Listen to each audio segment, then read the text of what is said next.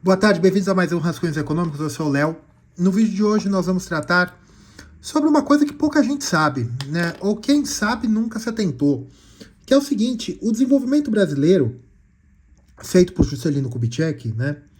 E pelo Plano de Metas em 1955, né? Os queridos 50 anos em 5, parte de uma ideia dos Estados Unidos, o governo americano, foi implementado de uma forma soviética e resultou em resultados chineses antes da China alcançar esses resultados, né? No vídeo de hoje, então, eu vou mostrar esse paradoxo estatista, né? Feito pelos Estados Unidos no Brasil, né? Ou provocado pelos Estados Unidos no Brasil. Então, no vídeo de hoje eu vou mostrar como, no auge da Guerra Fria, os Estados Unidos auxiliou com técnicos e promessas o desenvolvimento brasileiro. Ou seja, como os Estados Unidos em 1950, em 1955, né, mas na década de 50, possibilitou o desenvolvimento do Brasil, ou um salto do desenvolvimento do Brasil, pelo menos nos números, mas de uma forma soviética. E conseguimos resultados quase que chineses, tá? Bem, vamos lá. Quem foi Juscelino Kubitschek? Juscelino Kubitschek assumiu em 55 e o mandato acabou em 61, certo? Juscelino era um político mineiro, tal, e ele faz a campanha dele em 1955, 1954, né? Ele faz a campanha para os 50 anos em 5, que era para desenvolver o Brasil. Por quê? Porque o Brasil era um fazendão, né? E um fazendão que só produzia café. Bem, se você está gostando do vídeo até aqui, curtam, compartilhem. E eu gostaria de pedir para vocês que, vocês sabem, esse canal é um canal de teoria econômica, né? Eu falo sobre alguns temas políticos, né? Aqui eu vou mostrar, né, o desenvolvimentismo brasileiro, né, impulsionado pelos Estados Unidos. E veja, aqui eu não dou minha opinião política e aqui eu não falo de política. Eu falo de políticas públicas que já foram implementadas no Brasil e em outros países. Eu faço ou análise de países, né, como eu fiz o vídeo react sobre a Rússia, como eu fiz sobre como o desenvolvimento econômico da China, eu fiz sobre 150 anos de tragédia argentina até o Milei. Então, eu fiz também sobre o Plano Safra, né? Sobre a Petrobras também. Eu analiso com teoria econômica, tá? Eu vejo que muitos de vocês que assistem não são inscritos. Isso é clichê de falar no YouTube, mas é verdade, né? A gente tem a ferramentinha, a gente consegue ver tudo. Então, eu peço para vocês o seguinte: já vamos fazer o combo. Curtam, se inscrevam no canal. Se você já é inscrito, aperta o sininho de notificações e compartilhem com uma pessoa, certo? Se cada pessoa compartilhar para outra, o céu é o limite, tá certo? Porque aqui eu estou compartilhando meus conhecimentos como economista com vocês, trazendo conteúdo, uma folha de papel, uma canetinha, algumas canetinhas e isso, e a minha voz, certo? Vamos lá. Bem, o desenvolvimentismo brasileiro nasce com Juscelino Kubitschek, mais ou menos. Getúlio Vargas já tinha analisado alguns pontos em que ele precisava fazer a industrialização brasileira através das ditas indústrias de base, né? Que aí Getúlio, durante a ditadura, né, ele faz a Companhia Siderúrgica Nacional e com dinheiro americano, né, com técnicos e dinheiro americano, né, para o Brasil entrar na guerra, ele negociou isso aí. E outras políticas que já começou a substituição de importações já na época do Getúlio, mas não somente como política de Estado, mas também por culpa da falta de... por culpa da guerra, né? Não era possível importar mercadorias durante a ditadura Vargas por causa da guerra, né, na Europa. E no novo governo Getúlio já começou-se a pauta de substituição de importações, tá? Mas, durante os últimos anos do segundo governo de Getúlio, né, nos 50 a 55, nós temos a comissão mista Brasil-Estados Unidos, que na época eles falavam CMBEU, tá? Porque era assim que as pessoas falavam, e até tinha a Fábrica Nacional de Motores, né? FNM, tinha depois, né? Com o plano de metas do Juscelino. Bem, o que essa comissão analisou? Essa foi uma comissão feita entre Brasil e Estados Unidos. Alguns economistas muito importantes trabalharam com ou na elaboração nos resultados dessa comissão. Lucas Lopes, Roberto Campos e Celso Furtado. Veja, Roberto Campos é a estrela do liberalismo brasileiro. E ele está diretamente envolvido no plano de metas, que é a estrela do desenvolvimentismo brasileiro, né? E Celso Furtado tem suas inclinações mais à esquerda econômica, mas ele também estava aqui lado a lado com o Roberto Campos, tá? Então nós vamos falar isso aqui. O que a comissão estabelece? A comissão estabelece pontos chaves para o desenvolvimento do Brasil. Os Estados Unidos iria dispor de técnicos e dinheiro. Gente, técnico às vezes é mais importante que dinheiro, principalmente naquela época. Mas dinheiro também é importante. Mas a ajuda técnica norte-americana seria muito necessária, tá? E, ao mesmo tempo, você tinha a comissão BNDE-CEPAL. Tá? A CEPAL é a Comissão Econômica para a América Latina. Ela está dentro do guarda-chuva ONU, tá? E que era para desenvolver a América Latina, como o próprio nome diz, baseado no seguinte: a América Latina era, ou é, um grande fazendão. Não é isso que a comissão escreveu, mas é isso que a comissão escreveu. Não está ipsis literis, mas é isso. É um grande fazendão. Em que a pauta de exportação eram de produtos agrários ou minerais, no caso do Chile. E que o valor agregado é baixo. E a pauta de importação eram bens de capital, carros, automóveis, caminhões, aeronaves, até naquela época já podia estar começando, eram bens de capital, maquinário e tal, e que isso levava a uma pobreza crônica e a um problema cambial crônico, que a Argentina estava começando a passar e o Brasil estava passando. Porque depois de Bretton Woods, você teve uma coisa chamada moeda inconversível. O Brasil e a Argentina, durante a Segunda Guerra Mundial, acumularam muita moeda inconversível. O Brasil acumulou muito peso argentino, algum dinheiro provavelmente do eixo, e antes da Segunda Guerra, antes do Brasil entrar na Segunda Guerra, né? E isso eram as reservas do Banco Central, só que com Bretton Woods o Brasil não tinha dólares o suficiente. E as moedas que o Brasil tinha eram inconversíveis ao dólar. Somente por taxa de câmbio, mas eles também estavam com problema, tal. Então você teve esse problema cambial e o problema da pauta de exportação. O BNDE e a CEPAL, né, o BNDE, que hoje é BNDES, porque se acrescentou social no final, né? O BNDE, a comissão BNDE mais CEPAL e a comissão mista Brasil-Estados Unidos, a CMBEU, eles estabelecem o seguinte: essa daqui estabelece o plano técnico de como desenvolver no Brasil uma indústria. Mas isso é muito discriminado, tá? Eu até tenho uma colinha aqui, que é muito discriminado.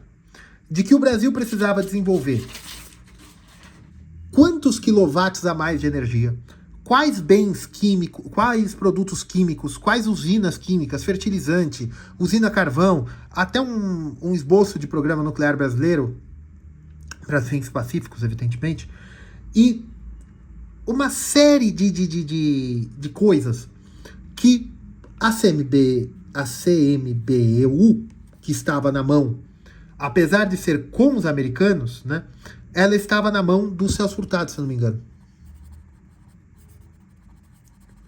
E a BNDES-CEPAL estava na mão de Roberto Campos com Lucas Lopes.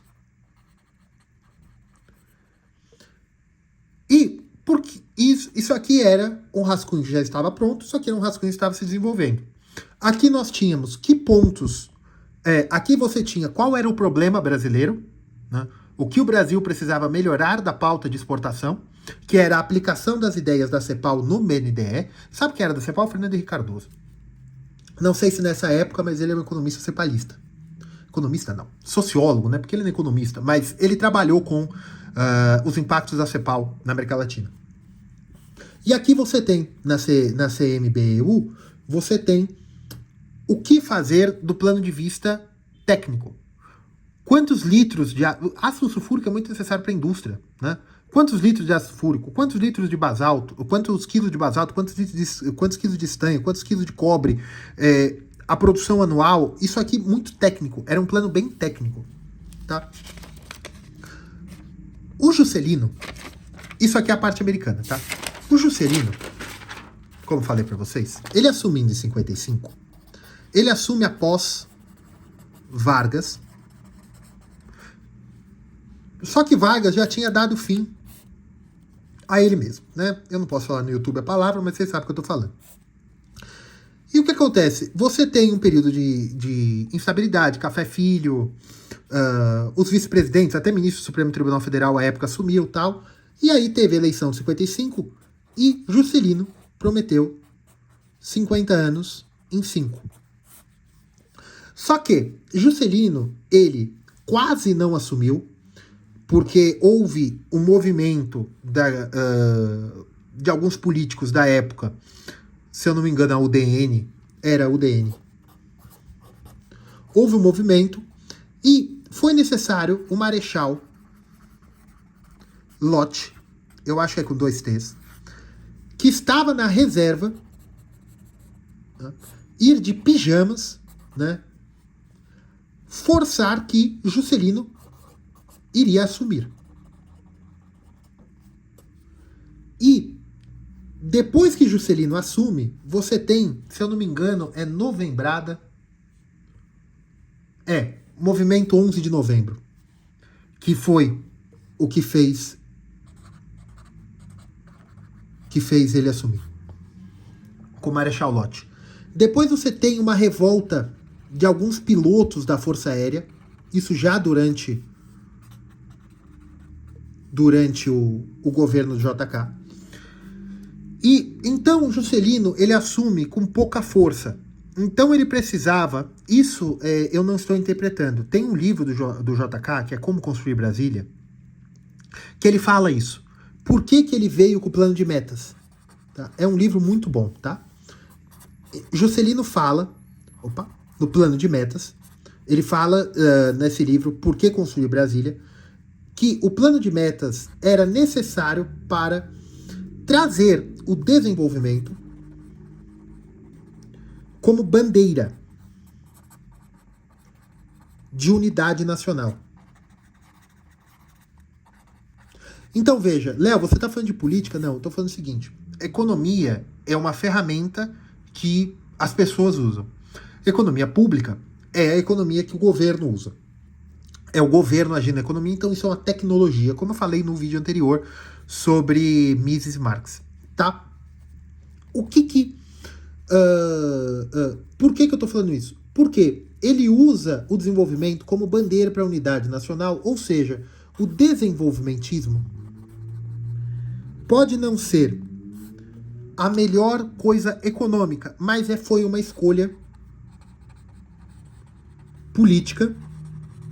E veja, através da comissão mista Brasil-Estados Unidos, você tinha legitimidade dos Estados Unidos, do governo americano, para auxiliar. Ele não seria um ditador como, por exemplo, dizem, né, que Solano Lopes foi boicotado porque ele fez o desenvolvimento do Paraguai. Isso é mentira, mas dizem isso. Não. Ou que, olha, Nasser tentou desenvolver o Egito e aí você teve as forças inglesas e francesas que se levantaram. ou qualquer coisa que o valha, né? Que isso pode acontecer. Mas, na época, pelo menos, ele tinha apoio americano, através da CMBU, né? E ele pegou o rascunho da CMBU, mais o BNDE CEPAL, e ele implementou um plano para que o Brasil tivesse domínio das matérias matérias-primas, né? Mas matéria-prima, insumos, né? Matéria-prima não, insumos industriais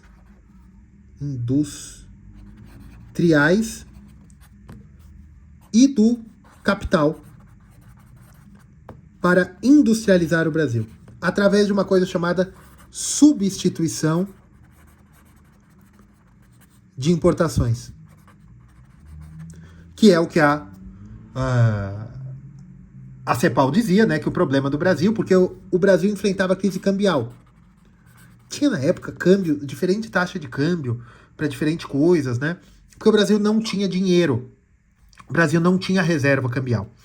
Ah, mas e o agronegócio? Gente, em 1950 não havia agronegócio no Brasil. Por que não? Porque é o seguinte, em 1950, a pauta de exportação brasileira era café. Certo? A Petrobras existia, mas ela não produzia o suficiente para as necessidades brasileiras. Tá? Você tinha companhias mineradoras. Sim, você tinha a CSN, perdão. Você tinha outras, né? Você tinha a CEMIG também. CEMIG, né? Você tinha algumas indústrias. Mas os insumos da CSN, da Petrobras e da CEMIG vinham do exterior. Né? Importação. Eles importavam. Porque não havia fábricas nacionais. Então, não só o capital era importado, né? Dinheiro, máquinas, como também técnicos e engenheiros. E também a quantidade de terras no Brasil, o Brasil sempre teve muita terra, só que o Mato Grosso, né, que é a fronteira, né, Mato Grosso, Rondônia, Pará, Amazonas, eu acho que a fronteira agrícola já foi para lá também, Goiás e Mato Grosso do Sul, até o interior de São Paulo, né, depois de Bauru, você não tinha uma grande capacidade produtiva ali pelo tipo de solo. Né? A fronteira agrícola brasileira estava no Vale do Paraíba. O Paraná estava começando, né, com a segunda geração de japoneses, né, com a produção agrícola. Né? O Rio Grande do Sul sempre foi. Santa Catarina, você tem a parte de montanha ali, que não tem muito o que produzir de agricultura, né? É mais proteína. É lógico que tem, né? Mas eu digo, para você segurar a balança comercial, né? De pagamentos, né? O importante é pagamentos. Tá? Balança comercial faz parte da balança de pagamentos. Tá? O que é a balança de pagamentos? Tudo que entra de dólar menos tudo que sai. Não, tudo que entra de dólar menos o que sai de dólar, né? Mas eu digo, porque o que você quer fazer é o seguinte, na época era cruzeiro, né? Tudo tudo que você precisava comprar de dólares em cruzeiros para você importar, você tinha que balancear com tudo que quem comprava de você dava dólares para comprar os seus produtos. Essa é a balança de pagamento, tudo. Produto, hoje tem cartão de crédito, na época não tinha, mas tudo, combustível, tudo. Dinheiro vindo do exterior, a qualquer título, enfim. Bem, a CMBU, ela queria prover técnicos, engenheiros, algum dinheiro via FMI e bancos privados americanos para estimular a produção de capital no Brasil. O que é capital? Máquinas e equipamentos. E também, Juscelino atrai as montadoras. Mas, Léo, Qual é a graça de trazer a Volkswagen? Porque a Volkswagen, vindo para o Brasil para montar, né, a Ford também, já existia a fábrica da Chevrolet, se eu não me engano, é muito mais antiga. Mas o que ela? Ela vinha no regime DKC, que é quando você monta, agora eu não lembro a sigla, você vem só para montar, né? As peças vêm no porto, você monta e exporta de novo, né? Isso é um regime de nacionalização muito baixa. O que ele queria atrair? Ele atraiu a Volkswagen, a Ford, ele fez a FNM, Fábrica Nacional de Motores, que também era uma concessionária Alfa Romeo. A Mercedes veio para produzir caminhões. Eu nunca sei se Mercedes é com S ou com Z, tá, gente? Vocês não me levam a mal, não. E ele trouxe também a Scania. A Volvo acho que veio depois. Não vou me arriscar. Tá? Ele traz essas empresas para o Brasil, mas essas empresas para produzir no Brasil, olha, se ela vai ficar trazendo tudo lá de fora, desde borracha até tinta para pintar o carro, é mais fácil a fábrica ficar lá fora. Então ele teve que desenvolver uma série de metas de energia elétrica, produção de petróleo, refino de petróleo, reaparelhamento das ferrovias, construção de ferrovias, pavimentação de rodovias, construção de ferrovias, portos, drenagem, marinha mercante, transporte aéreo, produção de trigo, armazéns frigorífico, armazéns e silos, né, armazém frigorífico, matadouros industriais, mecanização da agricultura, fertilizantes, siderúrgica, alumínio, metais não ferrosos, cimento, álcalis, que é um tipo de mineral, né? Papel e celulose, borracha, exportação de minério de ferro, indústria automobilística, construção naval, indústria de material elétrico pesado e mecânica pesada, e formação de pessoal técnico. Ou seja, ele queria fazer o Brasil inteiro, né? Bem, por que tudo isso? Ele estava querendo desenvolver a indústria química, a indústria siderúrgica, mas também a indústria de transformação de metais, né, que é onde atuam os torneiros mecânicos. E o desenvolvimento de pessoal técnico. Bem, muito bonito. Como é que ele faria isso? Ele queria um investimento de 4,5% do PIB ao ano. Mas como? 40% seria vindo do governo através de estados, municípios, né, dos 3 entes, e do governo federal.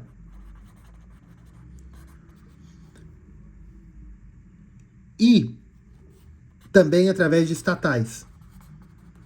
Como estatais? O Departamento de Estradas e Rodagem, DR, da Petrobras, da Companhia Siderúrgica Nacional, da Uzi Minas, da CEMIG e da Cosipa. Então ele queria que essas empresas estatais também invertissem capital do Brasil para desenvolvimento da indústria nacional, que é o motor de desenvolvimento, como eu falei no vídeo da Petrobras, que a Petrobras nasce com essa missão. Tá? 14,5% seriam linhas de crédito do BNDE e do Banco do Brasil. Banco Central, não conhecíamos ainda. O Banco Central vem um pouquinho depois, tá? Até porque o Banco Central não ia emprestar, mas o Banco Central vem um pouquinho depois, tá? E desses 40%, eles viriam dos 3 níveis com as empresas estatais, mas através de orçamento público, ou seja, aporte. E 33%, 35,4%, viria de recursos próprios das empresas de sociedade mista, ou seja, capitalização através de entes privados. Tá? Petrobras. Tá, para desenvolver o Brasil. Você tinha um problema. O Brasil tinha uma coisa chamada Lei da Usura,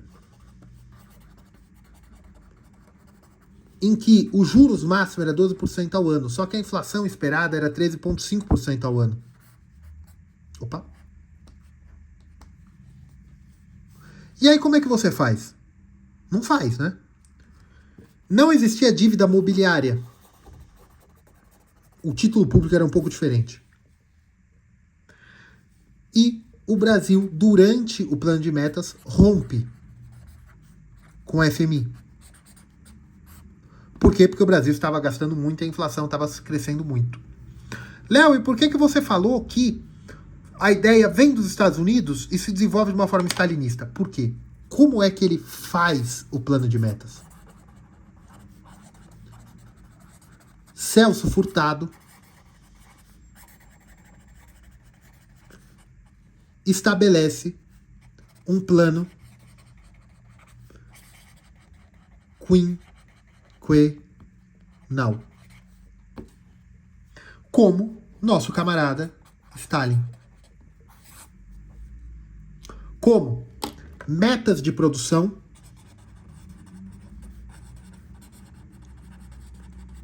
metas de construção de rodovias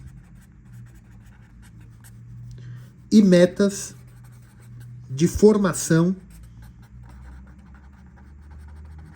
de capital bruto. O que é isso? Quanto a mais, né, o delta percentual, quanto a mais de máquinas e de investimento, né, em máquinas, equipamentos, formação de material bruto. Ele tinha meta de variação anual. Produção.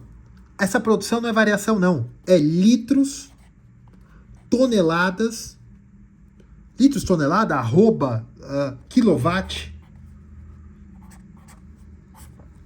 Eram metas de produção de materiais químicos, de produtos agrícolas, de fertilizantes e construção, a meta síntese Brasília.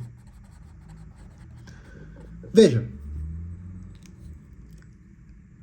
como ele desenvolve isso se o Brasil não tinha mais acesso aos empréstimos do FMI, os Estados Unidos não financiou como disse que iria financiar, como é que ele fez isso? Um negócio chamado senhoriagem. Senhoriagem. O que é? Chama HP, né? Também conhecido como impressora, e dá-lhe cruzeiro.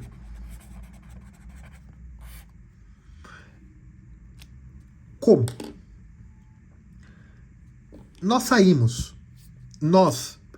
Juscelino fez uma meta de produção de carvão, energia, petróleo, refino, quilômetros de rodovia, quilômetros de nova rodovia, né? Quilômetros de ferrovia, quilômetros de rodovia, lingotes de aço, toneladas de lingotes de aço, cimento, carros e caminhões. Essas metas, nenhuma foi atingida. Mas as metas eram superdimensionadas.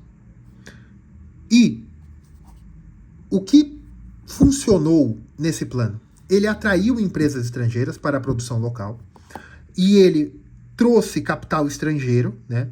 Só que isso criou um problema.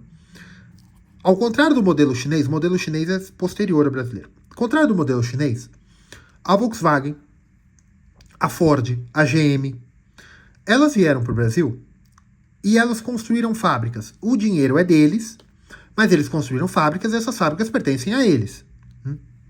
No modelo chinês, metade mais um é de um nacional e o resto é dos estrangeiros. Então veja, não houve transferência de tecnologia. O capital estava aqui, mas a tecnologia estava na Alemanha, em Detroit. Né? E isso gerou uma dependência do Brasil de capital externo. E o problema da conversibilidade gerou um outro problema. Por quê? Você tem o problema das remessas de lucro. Essas empresas estrangeiras, elas vendem os carros aqui no Brasil e elas têm que mandar o lucro de volta para a Europa, para Detroit. Como é que ela faz isso? Ela pegava cruzeiros, convertia e mandava. Isso gera um problema na balança de pagamentos. E qual que é o problema? Alguns economistas dizem que isso gera um problema crônico na balança de pagamentos. Né? Só que eu entendo que quando a empresa veio e investiu, por exemplo, $1 bilhão, por exemplo, né, porque nessa época $1 bilhão era muito dinheiro, mas veio e investiu $1 bilhão, e se ela retirar $100 milhões até completar $1 bilhão, ou seja, durante 10 anos, ela está tirando da economia brasileira $10 milhões, $100 milhões por mês? Por ano? Não, porque ela trouxe aquele dinheiro, desenvolveu, criou capital, que o Brasil pode repor esse capital com o tempo, com a produção maior. Então é um investimento. Eu entendo que você atrair empresas estrangeiras é melhor do que senhoriagem. Qualquer coisa é melhor que senhoriagem, certo? O que é senhoriagem? Imprimir dinheiro. Ele patrocinou as metas, né, que é capitalizar Petrobras, CEMIG e outras empresas estatais, né, para produção de energia elétrica, produção de carvão, produção de lingotes de aço, de ferro, alumínio, ácidos necessários à indústria siderúrgica e esse tipo de coisa. Ele patrocinou com dinheiro impresso. Por que o FMI sai? Porque o FMI queria que o Brasil parasse de emitir dinheiro e pelo menos, no máximo, 25% de inflação. Ela chegou a 40%. Ainda não é hiperinflação, né? Mas chegou a 40%. E por que não chega, né? Porque tem uma fórmula também, né? Que o produto é igual a velocidade, que o PIB é igual a velocidade de circulação de moeda e papel moeda em poder do público, né? Como o Brasil era muito agrário, a velocidade de circulação da moeda era baixo. Então, por isso que a inflação, mesmo ele fazendo senhoriagem, a inflação não chega ao máximo, vamos dizer assim, né? Nós saímos de uma dívida de 1,5 bi, dívida externa, para uma dívida de 3,5 bi. Na época, não se controlava a inflação com juros, né? Porque não tinha nem o mercado imobiliário como a gente tem hoje. Mobiliário é mercado de crédito dessa forma. É mercado financeiro que a gente chama, que não é só você ir no Banco do Brasil pegar empréstimo. É mercado tesouro direto, esse tipo de coisa. Era bem diferente, né? Então, como você controlava a inflação? Não era por Selic, não existia Selic. Você controlava pela quantidade, por M1, né? Que é quantidade de dinheiro em poder do público. Se você imprimia muito, você aumentava a inflação. E ele fazia isso na veia. Tá, mas ele teve sucesso? Teve, gente. Teve. O Brasil saiu. Por que eu tô falando, né? Por que eu falo aqui que o plano de metas, né, foi algo feito, foi algo planejado pelos Estados Unidos, foi desenvolvido de uma forma soviética e chegamos em resultados chineses. Por quê? Porque a técnica americana, né, dos Estados Unidos, norte-americana, eu não gosto de falar, eu não sou de esquerda, mas eu não gosto de falar americana, porque quando eu fico fora do Brasil, vem alguém perguntar pra mim, hey man, where are you from? Né, de onde você é? Aí eu falo, sou brasileiro. Aí ele fala, hey, I am from America. Aí eu falo, eu também sou da América. Teve um que me perguntou, você é da América? De que cidade? Eu falei, do São Paulo. Ele, mas São Paulo não fica na América. Eu falei, não, fica na Oceania. Enfim, eu tenho raiva disso. Eu não sou de esquerda, não sou progressista, certo? Não tenho meu chapéuzinho vermelho, mas eu não gosto, certo? Enfim, técnica norte-americana, tá? E por que os Estados Unidos quis desenvolver o Brasil? Porque o nosso querido Brasil, né? O nosso querido Brasil, deixa eu ver se eu desenho bonitinho hoje, né? Gostaram do meu mapa? Deixa aí no comentário. Fala, Léo, para de fazer croquis, faz só economia e tal. Gente, ficou bom, hein? Ficou legal. Porque o nosso querido Brasil, ele tinha centros de desenvolvimento aqui em São Paulo, Rio de Janeiro, Salvador, Porto Alegre, Belém. E aqui, a gente tem que pôr Recife, né? Mas, de resto, você tinha... o próprio Celso Furtado dizia, né? Que essa zona aqui não era uma zona de economia no Brasil. Que isso aqui era uma zona feudal. que a economia brasileira era feudal aqui.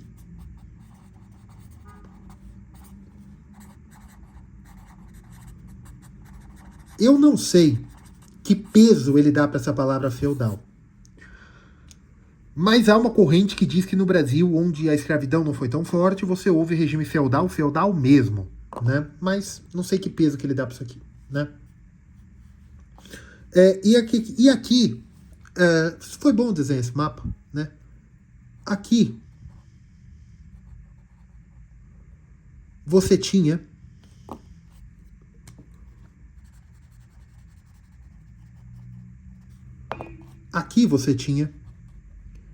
uma economia agroexportadora. No Rio Grande do Sul você tinha carne, leite, né, ou exportadora para dentro dos centros, né? E aqui uma economia feudal, ou seja, de subsistência, tá? E aqui uma economia agroexportadora. Exportadora do quê na Amazônia? Borracha. Tá? Borracha. E o resto do Brasil? Praticamente não povoado. Aqui também, né? Contestado também, tá? Aqui praticamente não povoado. Os Estados Unidos vendo aquilo, ele viu que o PIB do Brasil, eu não sei se eu já falei, mas eu vou falar de novo. O PIB do Brasil em 1951, o PIB do Brasil eram 2.279 dólares. Nossa, Léo, muito dinheiro, 2.000 dólares naquela época. Não, isso aqui é preço constante, PIB per capita, paridade poder de compra, preço constante 2023. Quer dizer isso, eles pegaram os dados todos os anos de 1950 até 2023, colocaram o deflator da inflação de 2023, aí ele tem um preço constante, tá? E aí, você tem um PIB em 1951 de 2.279 dólares. Ah, tá bom pra época, né? Em 1951, aqui é Brasil. Em 1971, o PIB da Argentina eram 8.086 dólares. Per capita, preço constante. Sabe, o PIB da União Soviética eram 4.473 dólares.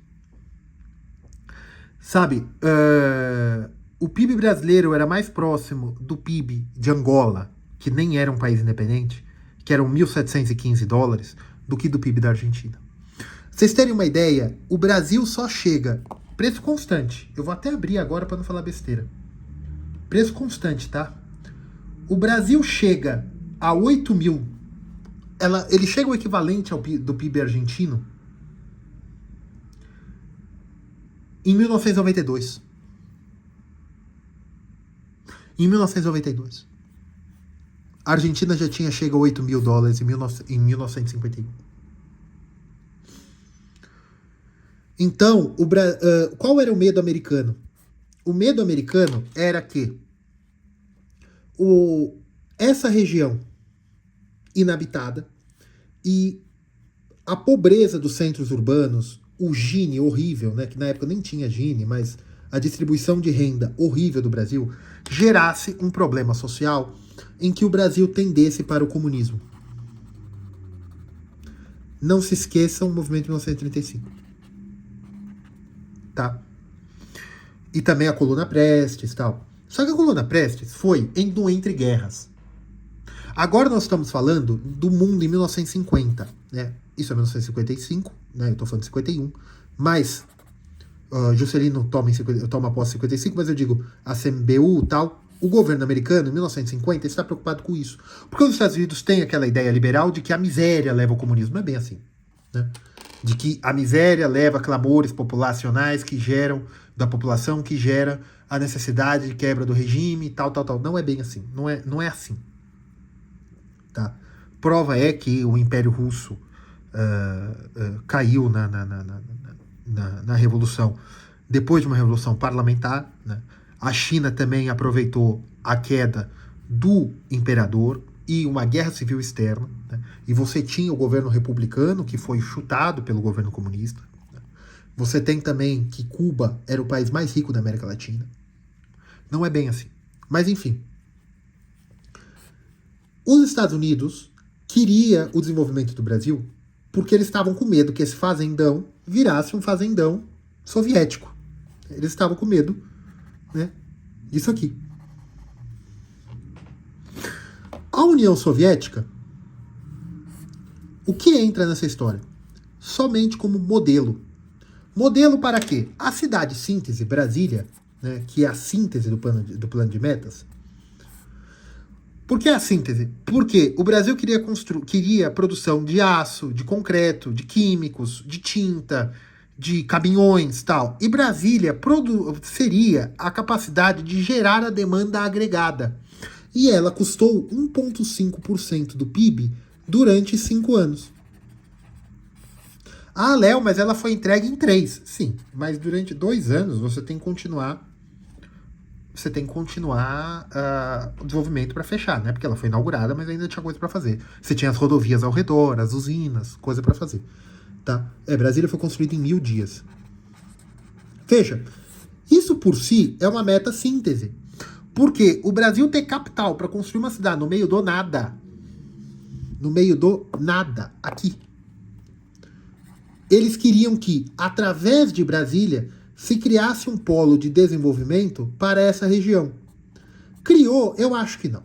O que criou foi a Embrapa depois. Não foi bem Brasília, mas essa era a meta síntese. E também tirar o poder do Rio de Janeiro, né? Por quê? Porque ela foi feita da forma soviética? Porque até Brasília foi construída a arquitetura soviética. Brutalismo, né? Não é nem modernismo, Brasília é brutalista. Né? É o nome da escola, tá? Da escola arquitetônica. E avenidas largas, aquela coisa toda. Né? Eu conheço gente que mora na... Eu conheço gente russa, eu conheço russos, né? E conheço poloneses também. E eu mostrei Brasília para eles. Eles falaram, nossa, em que cidade do leste europeu fica isso? Eu falei, fica na... Né? Enfim. Mas por quê? Ah, mas olha, eu não estou falando mal, mas é porque, na época, o que a União Soviética estava fazendo, né, um pouco depois viria o Sputnik, né, era o futuro. Como a União Soviética estava se desenvolvendo com os planos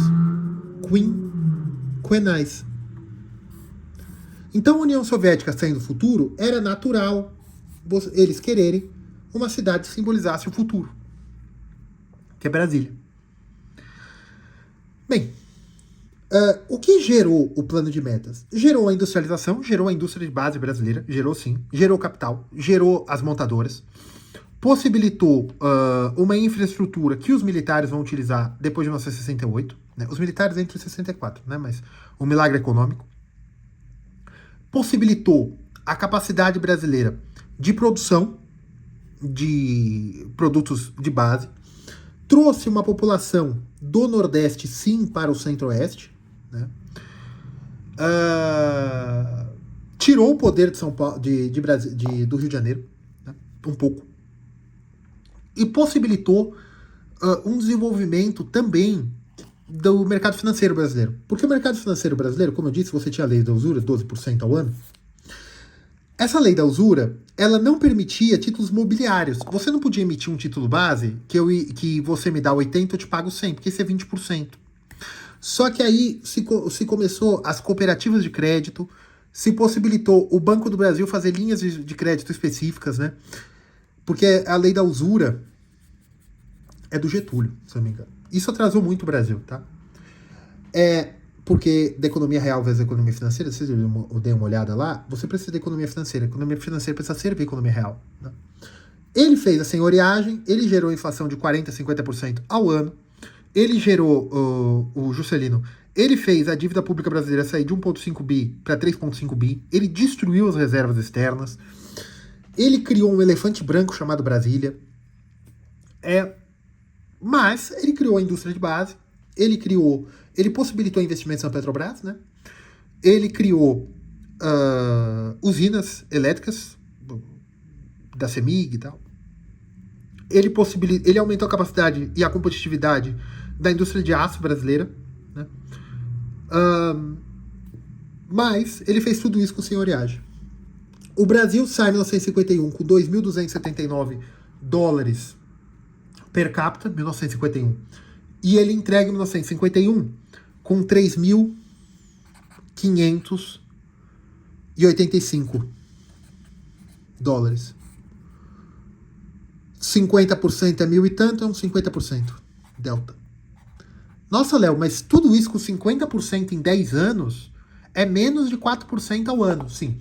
Só que a população brasileira crescia, em média, 3% ao ano. 3% ao ano, a população brasileira. Isso aqui é PIB per capita. Então, o crescimento real per capita estava na casa dos 4%. Então, o crescimento do PIB é 7%. Não se faz assim, mas só para vocês entenderem, tá bom? E por que você está falando que foi tipo quinquenal? Porque ele não utilizou a lógica de mercado. Ele tinha metas de produção para as empresas estatais. Ele tinha meta de atração das empresas estrangeiras. Grande parte dos caminhões e do capital fixo que ele trouxe foi para a construção de Brasília. Ele precisou de máquinas e equipamentos para construir Brasília. Caminhões, automóveis,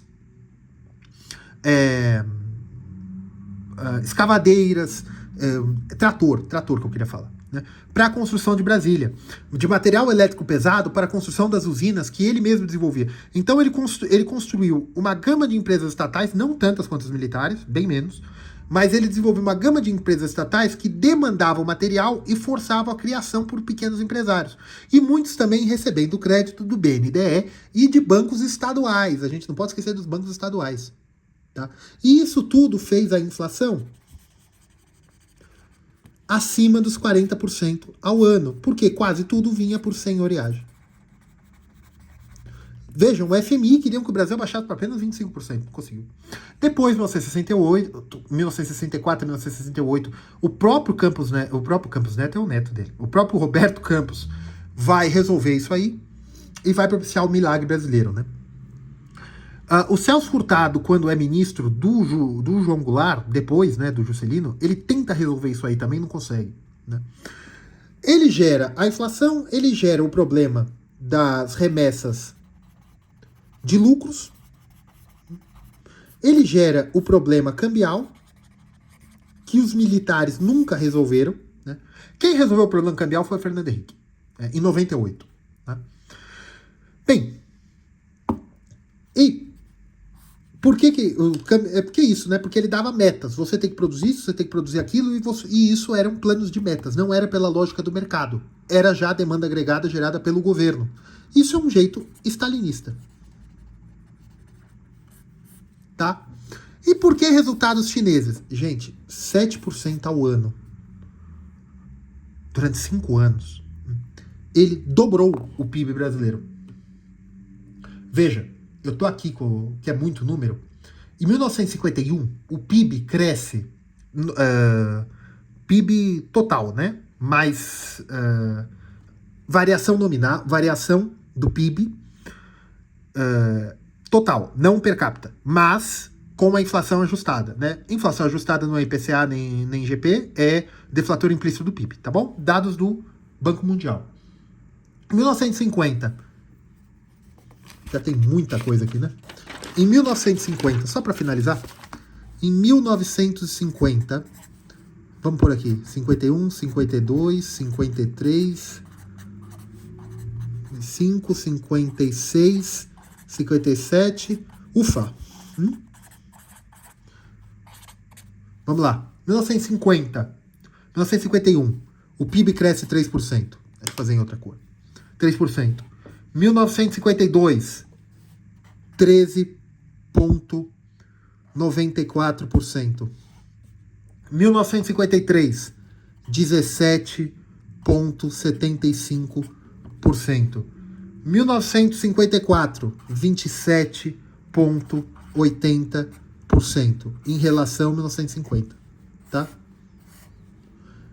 Aqui, vamos acabar a década aqui, 1961, o PIB havia crescido 114% em 10 anos. Gente, de 2013 a 2023, o PIB cresceu isso aqui. Vocês têm noção da revolução que esse homem fez no Brasil? À custa de uma inflação de 50% ao ano. À custa de desenvolver, por exemplo, o problema do Nordeste, né?